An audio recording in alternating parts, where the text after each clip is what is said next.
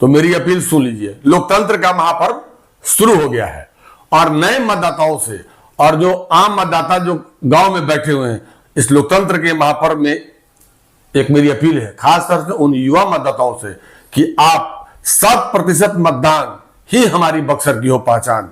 युवा मतदाता इस देश के लोकतंत्र का भाग्य विधाता है। वोट देकर अपने कर्तव्य का पालन करें और मजबूत सरकार बनाने में हमारा सहयोग करें। नमस्कार, मैं Alok Kumar, news vision channel में आपका स्वागत है। हम लगातार बक्सर विधानसभा के, डुमरांव विधानसभा के और राजपुर विधानसभा की चर्चा, संभावित प्रत्याशियों की चर्चा कर रहे हैं। बिहार विधानसभा 2025 का चुनावी बिगुल बज चुका है। लगातार हम लोग संभावित प्रत्याशी, सभी बक्सर जिले के सभी विधानसभा क्षेत्रों के संभावित प्रत्याशियों की लगातार चर्चा करते आ रहे हैं। अब हम राजपुर क्षेत्र में, राजपुर विधानसभा की कल हमने चर्चा किया एनडीए व जन स्वराज के संभावित प्रत्याशियों की, और आज चर्चा करने जा रहे हैं हम लोग महागठबंधन व अन्य दलों की प्रत्याशियों की। तो महागठबंधन में कांग्रेस है, राजद है व अन्य दल भी शामिल हैं। तो सर्वप्रथम हम आज चर्चा के लिए हमारे साथ स्टूडियो मौजूद है वरिष्ठ पत्रकार एवं न्यूज विजन के संस्थापक डॉक्टर शशांक शेखर। नमस्कार। नमस्कार। नमस्कार। तो आगे हम चर्चा शुरू करने से पहले मैं बताना आपको चाहूंगा कि राजपुर विधानसभा क्षेत्र सुरक्षित है और वहां पर फाइनली जारी मतदाता सूची के अनुसार 3,35,000 लगभग 3,35,000 मतदाता है। उसके अलावा नए मतदाता लगभग 7,000 के आसपास हैं। 18 से 19 वर्ष के मतदाता जो है लगभग 7,000 के आसपास है। तो सभी मतदाता इस बार राजपुर क्षेत्र में या बक्सर जिले में अधिक से अधिक मतदान करके अब बक्सर जिले का मान सम्मान बढ़ाना है और परसेंटेज अन्य जिलों की अपेक्षा बढ़ाना है। तो हम चर्चा शुरू करते हैं महागठबंधन के, कांग्रेस के संभावित प्रत्याशियों की। कांग्रेस के राजपुर सीट जो है महागठबंधन में कांग्रेस के खाते में पूर्व में थी और वहां के विधायक कांग्रेस से ही हैं। तो सर्वप्रथम हम लोग चर्चा करेंगे भाजपा से कांग्रेस में आकर और पहली बार में जीत दर्ज कराने वाले विधायक विश्वनाथ राम के बारे में। विश्वनाथ राम के बारे में क्या कहेंगे? देखिए, विश्वनाथ राम भाजपा बैकग्राउंड से आने वाले नेता हैं। उनके पिता भी पूर्व में एमएलए हुआ करते थे राजपुर से, और भारतीय जनता पार्टी के बैकग्राउंड से आकर लगातार भाजपा के लिए संघर्ष करने वाले नेताओं में शुमार रहे हैं। लेकिन बार बार वो सीट जो है ना जनता दल के खाते में चली जाती थी, और ऐसे में मौके का फायदा उठाया विश्वनाथ राम ने और 2 बार से वहां विधायक और सरकार में मंत्री रहे संतोष कुमार निराला के विरुद्ध एंटी इनकम्बेंसी को भांपते हुए वे कांग्रेस के रास्ते सदन में पहुंचने का काम कर डाला और लगभग पूरे विधानसभा में 30,000 से ऊपर वोटों से वो विजय हासिल किए। जो आरोप संतोष निराला पर लगते रहे कि जीतने के बाद इलाके में शीशा बंद करके चलते हैं, लोगों के पास नहीं आते, लोगों की समस्याओं पर निगाह नहीं रखते हैं, ठीक वही आरोप पिछले 5 साल के दौरान वर्तमान कांग्रेस विधायक विश्वनाथ राम पर भी लगने लगे हैं। स्वाभाविक है, जनता तो मालिक होती है, सबकी उम्मीदें बढ़ जाती है। जिन सवालों के को लेकर और जिनके विरोध में आप चुनाव लड़े और जीते, जनता ने आपको अपना नुमाइंदा बनाया, अब वो जनता फिर एक बार सवाल खड़ा कर दी है। अभी उनके पार्टी के राष्ट्रीय अध्यक्ष आए थे खड़गे, और खड़गे की सभा को लेकर इनको जिम्मेवारी दी गई थी। जिम्मेवारी में कहीं ना कहीं नाकाम होने के बाद चर्चाएं आम हो गई थी कि इस बार तो विधानसभा का टिकट इन्हें नहीं मिलेगा। लेकिन आलोक जी, आपको पता है, इसी को लेकर कई लोग लगातार उस इलाके में से जो दलित की राजनीति करते थे, उस संवर्ग के लोग कांग्रेस पार्टी की सदस्यता ग्रहण, कांग्रेस का पार्टी के लगातार जिला अध्यक्ष रहे मनोज पांडे ने भी उस क्षेत्र के अन्य दलों के बड़े बड़े नेताओं को तोड़ करके अपने पार्टी में ज्वाइन कराया, जिसमें सबसे नाम आता है पंकज राम का। भाजपा से तोड़ करके इसमें लाए थे। उसके अलावा पूर्व मंत्री रहे छेदी राम को, उसके अलावा बसपा से चुनाव लड़े संजय राम को। इन लोगों को मनोज पांडे ने स्पष्ट कहा कि हमने अन्य दलों को तोड़ करके अपने पार्टी को राजपुर में मजबूत बनाया है। तो संभावित प्रत्याशियों के दौड़ में तो इन लोग भी शामिल थे, लेकिन अब पता नहीं अब क्या होगा आगे। तो पंकज राम के बारे में 2 लाइन आप देखिए। विश्वनाथ राम की चर्चा मैं कर लूं कि विश्वनाथ राम ने हाल ही में इटाढ़ी में अपने 5 साल का रिपोर्ट कार्ड जारी किया है, और सरकार द्वारा और इनके विधानसभा इलाके में कौन कौन सी योजनाएं चलाई गई हैं उसका पूरा रिपोर्ट कार्ड जनता के हवाले दिया है। और उन्होंने उम्मीद जाहिर किया, वो तो बराबर कहते हैं कि मैं लगातार क्षेत्र में रहता हूं और जनता की बात सुनता हूं, और यही वजह है कि पिछले बार के जो चुनाव हारे हुए प्रत्याशी संतोष निराला है वो अब इलाके में घूमने लगे हैं। लेकिन विश्वनाथ राम की बातों में कितना दम है ये तो आने वाले चुनाव का रिजल्ट बताएगा। लेकिन खड़गे की सभा के बाद जो आपने चर्चा की कि मनोज पांडे ने कितने लोगों को बसपा से, राजद से और कहां से तोड़वा के अपनी पार्टी में शामिल कराया, तो एक बात सही बात बोल रहे हैं कि अब लोग इसी उम्मीद में है कि हमें टिकट मिलेगा। लेकिन अब विश्वनाथ राम का टिकट कटे तब दो। हालांकि कांग्रेस की जो स्ट्रेटजी है उस स्ट्रेटजी में टिकट कटना थोड़ा सा नामुमकिन लग रहा है। वैसे विश्वनाथ राम की माने तो 100% श्योर है कि मैं ही रहूंगा प्रत्याशी और अगली बार मैं ही जीतूंगा। उन्होंने दावा किया है जी। तो उस 2 लाइन हम चाहेंगे कि पंकज राम उसमें ज्वाइन किए हैं कांग्रेस में, उनके बारे में आप भाजपा से कांग्रेस में गए हैं।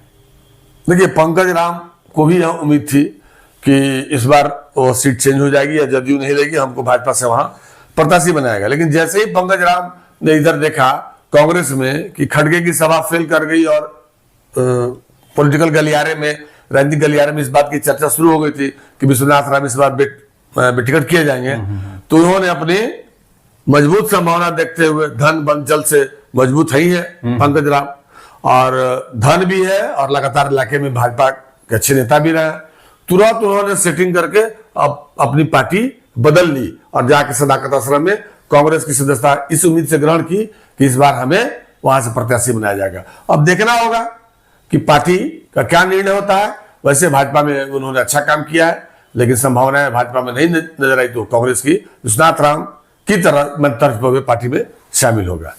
इसके अलावा मुखिया है संजय राम, वो भी पार्टी में इसी संभावना के आधार पर ज्वाइन किए थे, लेकिन ये तो लगभग तय है कि विश्वनाथ राम की टिकट वहां से नहीं कटने वाली है, लेकिन फिर भी अभी तक आस लगाए हुए हैं संजय राम। देखिए, संजय राम जो है कि नहीं बसपा से चुनाव लड़ने वो जमौली इलाके के रहने वाले हैं और अच्छे दलितों के नेता हैं, कई बार मुखिया रहे हैं, और एक बार तो रिजर्व सीट से, एक बार जनरल सीट से भी वो चुनाव जीत गए थे, और पिछले बार वो बहुजन समाज पार्टी के टिकट पर भी चुनाव विधानसभा में आजमाइश किया था, अच्छा खासा वोट लाया था, 33,000 के आसपास उनको वोट आया था।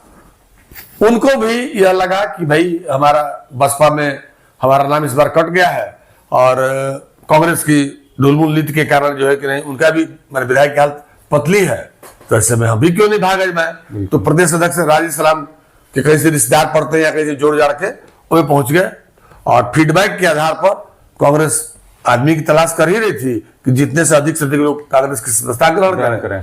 तो 33,000 उनके पास वोट बैंक भी था, और ऐसे उस वोट बैंक का लाभ इन्होंने लेते हुए कांग्रेस की सदस्यता अपने समर्थकों के साथ जाके शामिल हो गए। अब टिकट की आस में लगे हुए हैं, अपना बायोडाटा भेजे हुए हैं, और भगवान जाने। चलिए, तो आगे हम फिर सहयोगी पार्टी है राजद भी अभी 3 तारीख को वहां अपना जिला सम्मेलन किया था और दावे कर रहा था कि राजद हमको टिकट मिलेगी, इस बार यहाँ पर टिकट बदला जाएगा और हमको टिकट मिलेगी। तो राजद से भी टिकट के दौर में है बक्सर के ही रहने वाले झुग्गी झोपड़ी के प्रदेश अध्यक्ष संतोष भारती के बारे में क्या? देखिए, संतोष भारती की राजनीति दलितों के बीच से ही हुई है।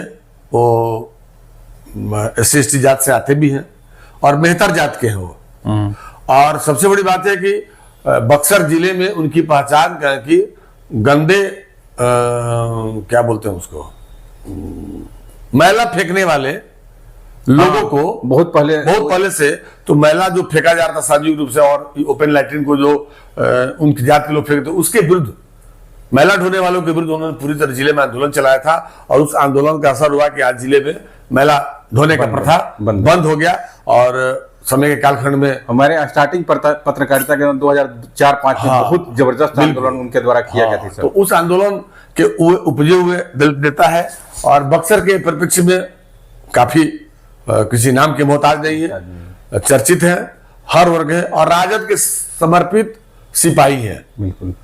अगर वो चाहते हैं तो दल बदल कर कहीं जाके आयोग वगैरह में चेयरमैन वगैरह कुछ बन गए रहते, लेकिन वो नहीं बन सके। बोले कि नहीं, हम राजद में ही रहेंगे और राजद में रहने के इस उम्मीद में कि कभी तो सूर्य निकलेगा, बादलों से बाहर निकलेगा। अभी मानिए गठबंधन की राज्य में बादल घिरा हुआ है, तो कभी चूंकि वहां कभी आरजेडी से छेदीराम चुनाव जीत करके और मंत्रिमंडल में शामिल हुए थे, ग्रामीण विकास राज्य मंत्री बनाया गया, तो संतोष भारती को भी यही उम्मीद है और यही स्वप्न को लेकर वो जी रहे हैं, पार्टी का झंडा ढो रहे हैं और झुग्गी झोपड़ी के प्रदेश अध्यक्ष हैं और पार्टी में जमे हुए हैं। लेकिन भाई अल्टीमेटली तो महागठबंधन की वहां सीट है, अगर गठबंधन टूट जाता है तो उम्मीद की जाती है कि ये दावा करेंगे। लेकिन जब वर्तमान में महागठबंधन की राजनीति के तहत वो सीट उस कोटे की है, तो संतोष भारती के लिए ये दीवा स्वप्न ही होगा विधायक बनने के लिए। वैसे चर्चा करना कोई बुरी बात नहीं, लोकतंत्र में सबको अधिकार हो। बिल्कुल नहीं, वो अब सम्मेलन भी तो हुआ था, मैंने उसी आधार पर आज चर्चा कर रहे हैं। अच्छा, तो फिर चलिए आगे हम चर्चा करेंगे पूर्व मंत्री छेदीराम के भाई हीरामन राम, जो पलिया पंचायत के पैक्स अध्यक्ष हैं, राजद में अपनी राजपुर क्षेत्र से मजबूत दावेदारी कर रहे हैं, उनके बारे में क्या? देखिए, हीरामन राम का कोई पॉलिटिकल बैकग्राउंड इसलिए मैं नहीं मानता हूं कि वो खुद नहीं थे, भैया के राजनीति के आधार पर पक्ष के अध्यक्ष बन गए, चुनाव लड़ गए और उनके भाई ग्रामीण विकास राज्य मंत्री थे छेदीराम।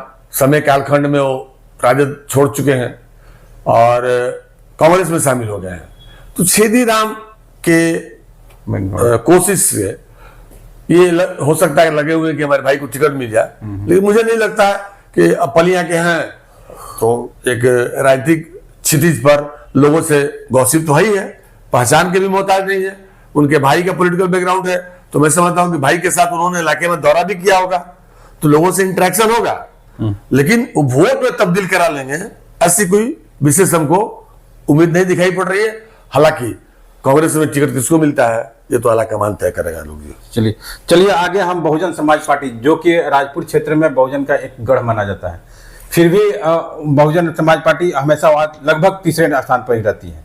तो और बहुजन समाज पार्टी से भी दो नाम सामने हैं, जिसमें ममता देवी का एक नाम है, बनारपुर की मुखिया है ममता देवी, उनके बारे में क्या कहेंगे? देखिए, ममता देवी बनारपुर जैसे बौद्धिक क्षेत्र की वो जनप्रतिनिधित्व करती हैं और डायनेमिक लेडी हैं, कोशिश अच्छा करती हैं और बसपा की राजनीति से पूरे इलाके में उनकी अच्छी पकड़ है और बहुजन समाज पार्टी का अपना एक कैडर वोट है, तो वो कैडर वोट और उनका अपना वोट बैंक दोनों अगर तब्दील करा के और थोड़ी सी और मजबूती से इलाके में मेहनत करेगी तो मैं समझता हूं कि, हालांकि बसपा के डायरेक्ट राजनीति में बहुत नजर नहीं आती है वो ममता देवी नहीं, लेकिन इस बार टिकट का मामला है तो महिला है, जनप्रतिनिधि है, उन्होंने दावा ठोक रखा है, तो इस दावा ठोकने का प्रतिफल वो चाह रही है तो अच्छी बात है।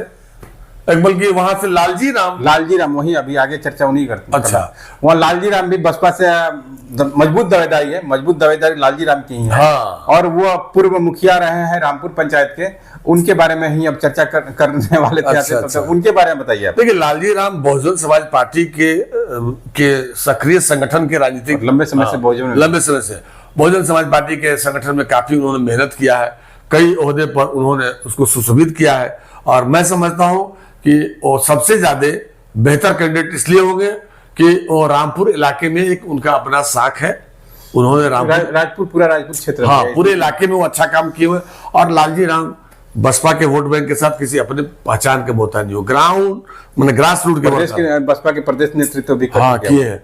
तो ऐसे में लालजी राम का काम अगर उनको पार्टी मौका देती है तो लालजी राम बेहतर प्रत्याशी साबित होंगे वहां पर।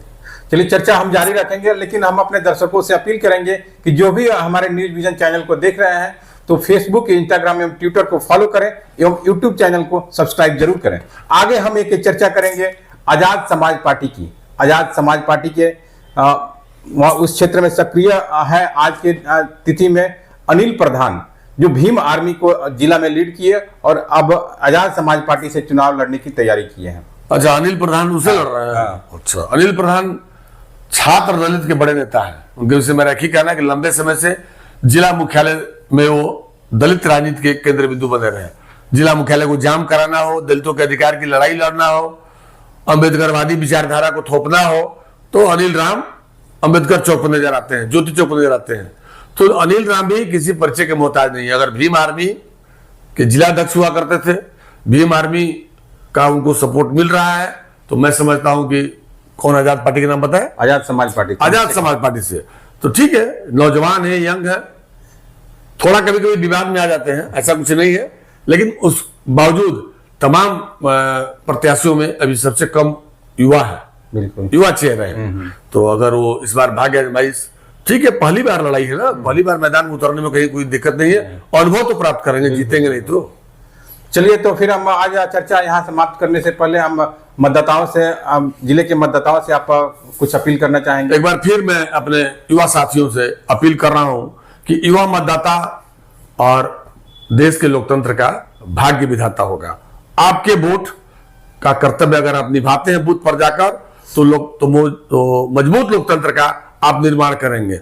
और मेरा एक बार और निवेदन होगा कि 100% मतदान करके बक्सर में की जनता पूरे बिहार में अपनी पहचान बनाए और अपने मतदान केंद्र पर जाएं, मजबूती से अपने मताधिकार का प्रयोग करें और मजबूत लोकतंत्र के निर्माण में जिला प्रशासन को कदम में कदम मिलाकर सहयोग करने की यह न्यूज विजन चैनल की ओर से मैं अपील कर रहा हूं। बहुत बहुत धन्यवाद, नमस्कार, मिलते हैं।